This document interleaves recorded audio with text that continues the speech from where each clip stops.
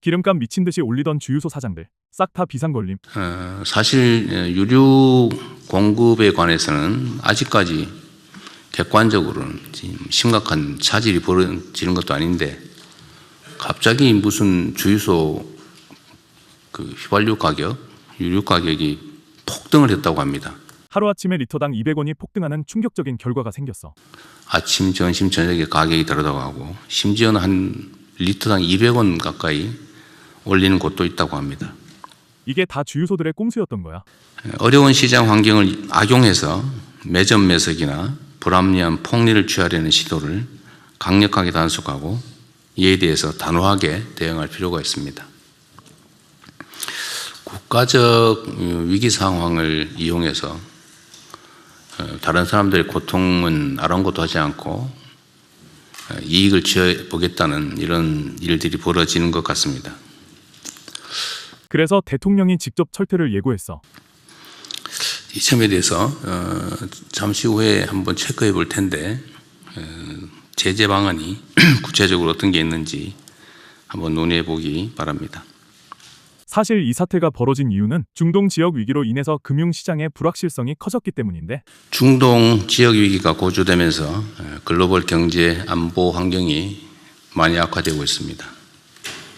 세계 각국의 금융시장이 큰 불확실성에 직면한 가운데 에너지 수급 또 수출입 불안으로 경제 산업과 민생 전반에 상당한 어려움이 예상이 됩니다. 이걸 악용해서 이익을 얻으려는 사람들이 나타난 거야. 특히 국민 경제의 혼란을 조장해서 이익을 취하려는 그런 세력들에 대해서는 무관용의 원칙으로 엄중하게 책임을 물어야 되겠습니다. 정부는 긴급히 시장 안정을 위해 100조 원을 투입하고 자금 시장 불안을 사전에 차단하기 위해 마련된 100조 원 규모의 시장 안정 프로그램을 적절하게 또 신속하게 집행 관리해 주시기 바랍니다. 가짜 뉴스 유포자들을 모조리 잡아들인다고 발표했어. 이럴 때 기승을 부리는 가짜 뉴스 유포 또 시세 교란 같은 범죄 행위도 철저하게 차단하기 바랍니다. 중동 수출 의존도가 높은 기업이나 또 해운 같은 이런 분야에 대해서는 이번 상황에 직접적인 영향을 받게 되기 때문에 이에 대해서 신속하고 폭넓은 정책금융 지원을 서두르기 바랍니다. 국제 정세가 상당히 불안하지만 우리 대한민국은 이보다 더한 고비도 슬기롭게 헤쳐온 저력이 있습니다.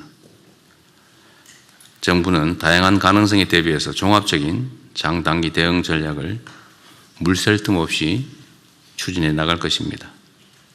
우리 국민 여러분께서는 정부를 믿고 차분하게 일상을 이어가시기 바랍니다. 하지만 우리가 알던 것과는 달리 사실은 국내 육아보다 해외 체류 국민들의 목숨이 더 위험한 상태야. 경제산업과 민생 부문 피해 최소화와 함께 무엇보다 시급한 과제는 국민의 안전 문제입니다. 관계 당국은 주재원, 출장자, 유학생, 여행객 등 현재 체류 중인 우리 국민들을 빠짐없이 파악하고 만일의 상황을 대비한 비상철수 대책을 2중, 3중으로 치밀하게 준비해 주시기 바랍니다. 우방국과의 공조를 통해 유학생과 주재원 등을 구출할 2중, 3중의 철수 작전이 긴박하게 돌아가고 있어. 특히 현지 국민들의 안전을 수시로 확인하면서 필요한 경우에는 우방국들 간의 공조를 바탕으로 신속하고 안전한 철수 계획을 수립해서 시행하기 바랍니다. 군용기와 전세기, 육로교통 등 가능한 모든 수단을 총동원하기 바랍니다. 아울러 현재 중동 해역에 있는 우리 선박과 선원의 안전에도 만전을 기해 주시기 바랍니다. 수많은 군용기가 현지를 향해 긴급히 날아오르는 굉음이 들려오는 듯하네.